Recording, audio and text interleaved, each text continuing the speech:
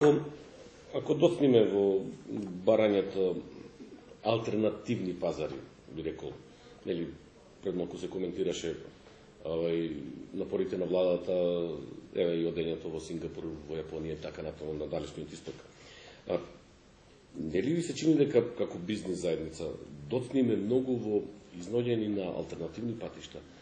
Кога сака грчката страна може, нели, преку низините државни органи, царина, полиција, штрајкови на синдикати, така натаму, да не блокира, и македонското стопанство веднаш е закочено. Не безпоговорно. Значи, ако за економски... Македонија нема алтернатива. Не. Коридор 10 па коридор 10. Не. Ако за... Значи, за што говориме? Ако за пронаѓањето на нови пазари имаме уште малку време, то значи имаме некое време во кое треба интензивно да работиме, значи вклучително сите да се впрегнеме во политиката. За коридорите немаме елегантно решение во краток временски период, со обзир на тоа дека развојот на коридорот 8 е многу назад во однос на нашите барања, а и како алтернатива на коридорот 10 е скоро неупотреблив. Значи, за преносот и употребата на така наречените длабоки пристаништа во кои влегуваат големи бродови, ние блиска дестинација во околината на Македонија немаме. Тоа значи дека ние ќе се суочиме со тој проблем на зголемени трошоци за транспорт и мислам дека во тој сегмент владата ќе мора да земе активно учество. Значи, тоа што го пријавуваат сега компаниите како своји зголемени трошоци на транспорт, ќе стане наша хронична болка, заради тоа што ќе почнеме да наликуваме на земја остров, обкружена со пристаништа кои се не во состојба нефункционални за таа работа. Така да државата мислам дека уште сега треба да размислува за помош на компаниите кои ќе се извозно ориентирани, кои имаат потреба за излез на море, а кои заради целокупната оваа ситуација ќе мора да патуваат на подалечните пристаништа. Мислам дека тука пристаништето во Бар е добра солуција. За пристаништето во Драч знаете дека не се наоѓа во доволно добра состојба, меѓутоа Македонија секогаш имала посебни аспирации према тоа пристаниште, заради тоа што Драч се наоѓа токму на една од најфреквентните траси на кои се движат големите бродски компании кои патуваат од далечниот исток према Централна Европа. Така да не треба да се потцени таа работа, меѓутоа мислам дека ова што го говоревме за пронаѓањето на пазарите, ако е нешто што можеме да се реши во рок од месеци или година-две, развојот на коридорот, вклучително со влезните и излезните позиции на коридорот, тоа е нешто што ќе трае сигурно десетина години и ќе биде многу тешко да се одреализира и токму заради тоа мислам дека на таа работа ќе треба интензивно да се работи. Меѓу абсурдот, земја членка на Европската унија не блокира, а во исто време велат вашите производи треба да конкурентни.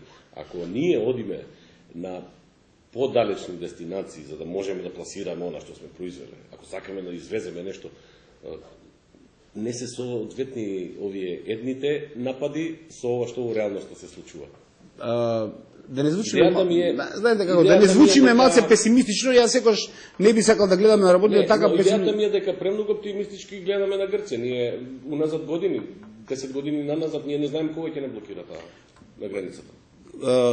Политиката на нашиот сосед Јужен е тотално ирационална. Значи, од позиција во која го контролираше 65%... За накришните проблеми ние страдаме. Значи, тргаме не само за тоа што се случува кај нив, тоа е нивна работа. Они во изминатиот период, кога државата излегуваше од претходниот систем и влегуваше во овој нов систем на слободни пазари, она беше активен учесник, еден од нашите најголеми директни странски инвеститори во државата. Не сакам да претерам, меѓутоа Грција имаше многу амбициозна програма за освојување на територијата. Јас мислам дека они со својата надворешна политика, сега ова често потребуваното си пукаа во собствената нога, го направија подеднакво комплицирано и за себе колку за нас. Значи, ако сме биле ние таргетот кој треба да биде повреден, тогаш како колатерална штета била и нивната собствена економија, особено економијата на Северна Грција, која што заради транспортот, што заради економските врски, што заради традиционалните добри економски односи што ги имавме со компаниите во овој дел на Грција, претрпеа големи штети. Значи, ненадокнадиви се тие штети и на нивна страна. Меѓутоа, и рационалноста не можете да мерите вие со економската логика. Економската логика одавна би го решила проблемот на конфликтот помеѓу двете држави, ако би било оставена самата тоа да го решава. Пошто економијата многу поедноставно ги решава проблемите и порационално. Не ги остава да дојдат до фаза во која нема излез или е комплицирано да се најде решение. Тоа што сега у последно време го анализираме, дека најверојатната развој на сценариото е она што е средната варијанта. Тоа значи дека нити Европа ќе успее да се извлече без неповредена од оваа работа, нити пак ќе биде во состојба да го уништи еврото, бар не на кратки стази. Очекувањата се дека централните ќе се иде према така наречената фискална унија. Фискалната унија на долги стази значи теорија на прибирање на даноци најприближно на она што го работат Соединените Американски држави, тоа значи двониволски систем на даноци, значи локални и федерални, со што централната федерална власт ќе ги наплати своите интервенционистички потфати во земите каде што ќе мора да интервенира краткорочно и долгорочно. Тоа сигурно не може да го направи заради тоа што резервниот фонд е скоро на ивица на потрошување. Неколку држави се наоѓаат многу блиску до кризата и ако они влезат и бидат во ситуација да побараат средства да бидат исплатени нивните буџетски дефицити, тогаш може да се очекува директно инволвирање на Европа во делот на можеби и печатење на свежи пари, кој на долг рок, значи во почетокот би генерирале психологија на стабилизирана економија со некаков раст, чувство на привидна стабилност која не би предизвикала паника која би значила фијаско за целокупниот концепт, меѓутоа на долги стази ќе биде така наречен ужас без крај. Тоа значи, наместо да видиме ужасен крај, ќе видиме ужас без крај. Тоа значи, секоја наредна година ќе гледаме тонење на целокупниот систем, заради тоа што државите ќе тонат према. Зашто го базирам тоа? Заради тоа што во овој момент нема алтернатива на елегантното излекување на средствата од европските банки во услови на паника. Дури и со печатење на друга валута. Заради тоа што не повеќе од 4% од светските пари, особено во Европа, се во реална материјална вредност. Тие се бројки во компјутерските системи. Значи, не се ни подкрепени со златни резерви, не се подкрепени со вредностни харти од некои непознати региони, не се подкрепени со производство кое ги задоволува интересите, не се подкрепени со зголемен извоз. Они се непостоечка величина која се наоѓа запишана во штедните книжки или сметките на компаниите кои ги имаат. Тоа значи дека се виртуелна вредност. За да вие ги имате како реална вредност, вие се наоѓате во сериозен проблем како да изгенерирате реална вредност ако таа во овој момент не постои.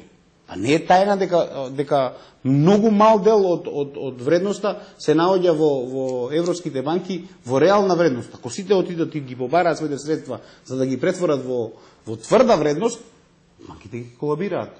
Нема да биде тоа по принципот на Lehman Brothers кога првиот бран на кризата, економската криза се случи во Америка. Таму имавме друг проблем. Таму имавме дека хипотекарните задолжувања го надмашува реалната потреба на слободниот пазар за да ги врати средствата на оние што биле задолжени. тоа што луѓето што зеле хипотеки ги изгубија своите пари, тоа е една работа. Втората работа е што банките кои ги добија хипотеките не може да ги продадат, да ги наплатат хипотеките. Значи говориме за реален проблем на средства. Македонија има спаѓа во така речена средна група на земји кои ќе бидат затекнати со најцрното сценарио. Земји кои се наоѓаат близу до самоодржување. Има држави, многу малку има држави кои имаат 100% гаранција во тврда валута или алтернативни вредности блокирано. Ќе ви биде можда интересно дека Либија спаѓа во тие држави, Иран спаѓа во тие држави. Такви некои држави спаѓаат во државите кои своите државни резерви ги чуваат во тврда злато, вредности и се. Останатите држави го немаат тоа како можност. Ние не спаѓаме во таа категорија, меѓутоа спаѓаме во така наречената група на држави кои имаат ниско ниво на побарувачка во услови на голема криза. Тоа значи дека кога би била земјата поставена во услови на голема криза, она би имала високо ниво на веројатност за преживување. Сега, тоа е она кој го анализираме најцрното сценарио на економската разврска која може да се случи. Што е проблемот? Проблемот е дека сме обкружени со држави кои тоа не можат да го обезбедат. Тоа значи дека ќе бидеме подложени на силови шокови и притисоци, да дел од своите капацитети ги отстапиме или предадеме на оние кои тие тоа го немаат. Македонија не е тајна дека има недостиг на енергенси.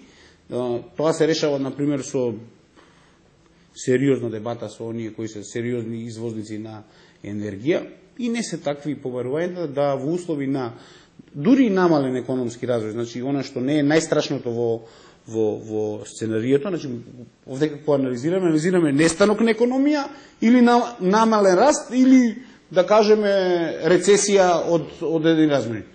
Зашто ова го говорам? Не за да ги уплашам луѓето дека тоа ќе се случи. Ова не е сценарио кој би се случувало во следните месец, 2, 3. Ова нема никаква врска со најавите на владата за 3% економски раст. 3,5 може. Видите, тоа испаѓа ептен оптимистички. Не, да не ги мешаме работите. Ова што ви го говорам е повеќе глобална анализа на состојбите во генерална смисла на зборот. Не за следните 3 месеци, за следните 6 месеци или за следниот буџет. Јас ова повеќе ви го говорам од аспект на што би се случувало во услови на постепено распаѓање на целокупниот систем, кој наместо да се распадне во еднократна рата, би се распаѓал на рати. Значи во долгорочен период од 3 до 5, 7, 9 години во кои банките би можеле полека да се излекуваат или да го излекуваат субстанцијата од своето работење. Бидејќи јасно е дека сега ни предстои концепт на преструктурирање на економиите, преорганизирање на финансиските системи и сами слушате дека еден збор кој можда требаше да биде употребен многу порано кога беа евидентирани првите лажни евиденции на буџетските дефицити, кои требаше уште тогаш да бидат воведени како елемент на контрола на буџетските дефицити на државите околу Медитеранот првенствено. И мислам дека денеска кога се заговара за овој механизам, они се малку доцна, со обзир на тоа дека тоа сепак ќе мора да го платат со инфлација некаква, која ќе предизвика намалување на вредноста на еврото, што не е нешто што би можеле да го очекуваме како ултимативен крај на Европа, меѓутоа долгорочен пад сличен на оној низ кој помина Америка во изминатава декада. Тоа значи постепено намалување на вредноста на доларот, кој сега ќе мора и од своја страна да ги ревидира своите базични постулати. Она што е предност е што нема многу држави во светот кои се ослободени од оваа криза и пошто интерконектибилноста на банкарските системи е многу силна, сите ќе работат на принципот на одуговлечување на крајот на сегашниот финансиски систем.